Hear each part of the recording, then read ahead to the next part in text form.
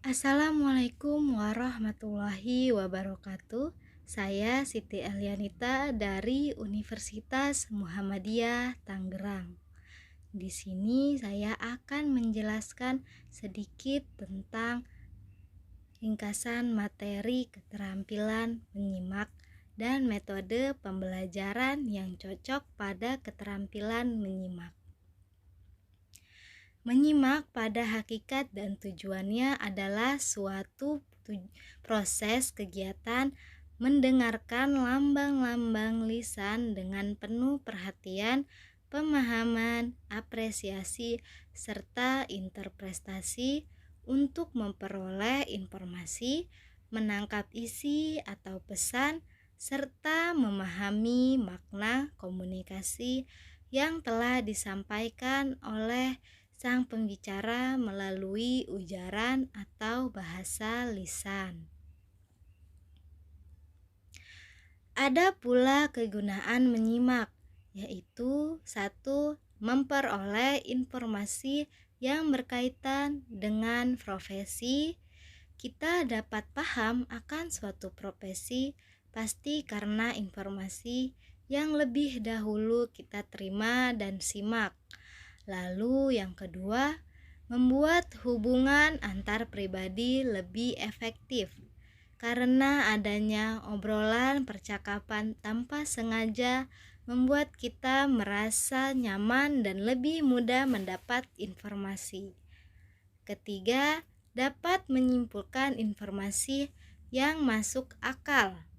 Zaman sekarang banyak sekali hoaks yang menyebar di sosial media. Jika kita tidak pandai menyimak dan memahami informasi dengan baik, kita dapat terjebak dalam hoaks tersebut. Dan satu lagi, yang keempat, agar dapat memberikan respon yang tepat karena pandai menyimak informasi dengan baik, maka ketika kita ditanya oleh seseorang, kita pasti dapat menjawab dengan cepat karena kita menyimak informasi tersebut. Selanjutnya ada 8 kegunaan keterampilan menyimak, antara lain untuk belajar, menikmati, mengapresiasi, mengevaluasi, mengemukakan ide-ide, membedakan suara, memecahkan masalah, dan untuk membuat seseorang lebih yakin. Ada pula hakikat menyimak, yaitu sebagai sarana atau alat, sebagai proses keterampilan komunikasi, responsi, seni, dan pengalaman kreatif. Selanjutnya, menyimak secara komprehensif. Menyimak secara komprehensif adalah menyimak yang berkaitan dengan kemampuan penyimak untuk memahami dengan sistematis dan seksama terhadap isi materi yang disimak dengan tujuan untuk menguasai dengan baik materi-materi yang diperdengarkan. Menyimak pula melalui beberapa proses, yaitu pertama, mendengar. Dengan mendengar, orang akan mulai memahami. Setelah memahami, orang akan mulai menginterpretasi. Setelah itu baru akan mengevaluasi informasi yang ia dapat. Setelah dievaluasi, barulah kita dapat mengajukan pertanyaan. Lalu berikutnya ada beberapa faktor yang mempengaruhi cara seseorang menyimak, yaitu psikologis. Orang dengan gangguan psikologis pasti akan sulit memahami sesuatu karena dia sedang berada di dalam tekanan atas dirinya sendiri. Lalu ada faktor lingkungan. Lingkungan tanpa kita sadari ternyata sangat berpengaruh untuk pemahaman seseorang. Jika tempat di mana ia belajar memahami berisik, pasti sulit untuk memahami, tetapi jika tenang, ia akan mudah memahami. Selanjutnya ada jenis kelamin. Perbedaan gender ini biasanya menjadi faktor kecakapan seseorang. Menyimak seseorang, selanjutnya faktor pengalaman. Semakin banyak orang memiliki pembelajaran dalam hidupnya, memiliki pengalaman, maka akan semakin terlatih daya menyimak seseorang tersebut. Lalu ada juga faktor sikap, motivasi, dan fisik. Ini sangat berpengaruh, apalagi fisik dan motivasi.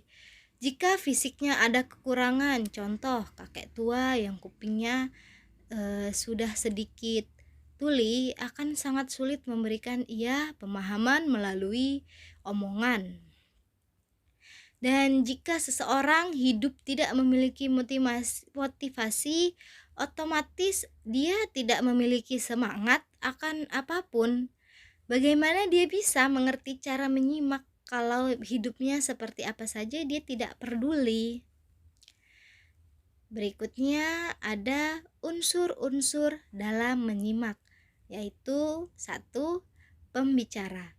Sebagai peran utama untuk memberikan informasi kepada penyimak, lalu penyimak juga dapat memahami dengan mudah perkataan jika perkataan itu sesuai dengan bahasa lisan yang digunakan dan adanya bahan simakan atau masalah yang harus dituntaskan.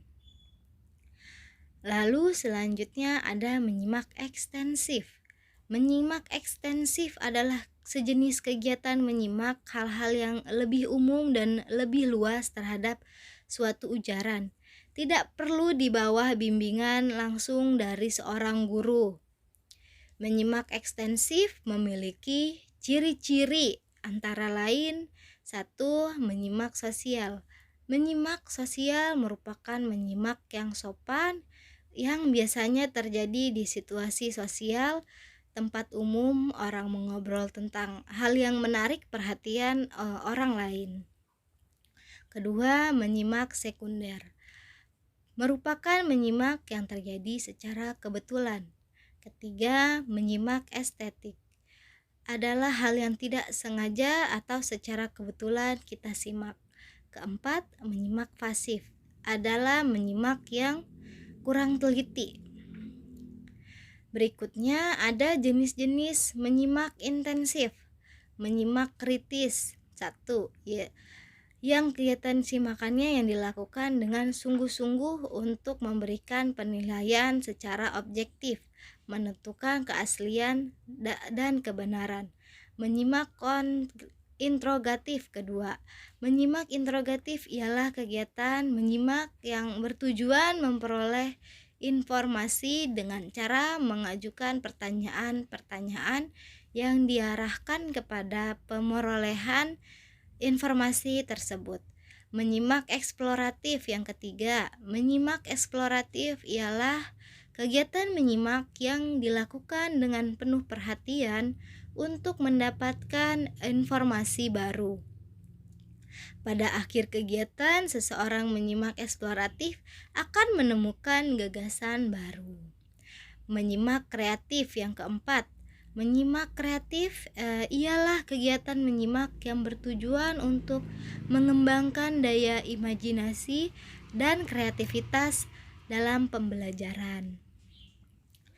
Kelima, menyimak konsentratif.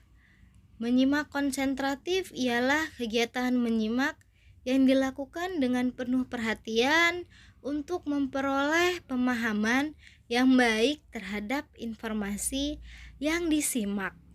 Menyimak selektif. Yang keenam, menyimak selektif ialah kegiatan menyimak yang dilakukan secara selektif dan terfokus untuk mengenal bunyi-bunyi asing, nada dan suara.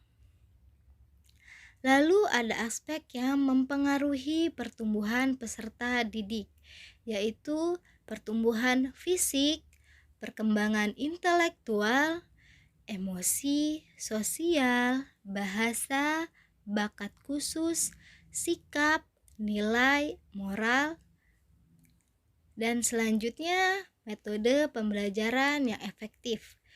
Menurut saya, metode pembelajaran yang efektif adalah pertemuan secara langsung. Jadi menurut saya pembelajaran menyimak yang paling efektif adalah secara langsung. Contohnya saja di sekolah, pembelajaran lebih efektif menurut saya ketika siswa bertemu langsung dengan gurunya dan gurunya dapat melihat langsung kondisi fisik dari siswa tersebut. Sekian penjelasan dari saya. Terima kasih telah menyaksikan. Mohon maaf jika masih banyak kekurangan. Kurang lebihnya saya mohon maaf. Terima kasih telah menyaksikan. Wassalamualaikum warahmatullahi wabarakatuh.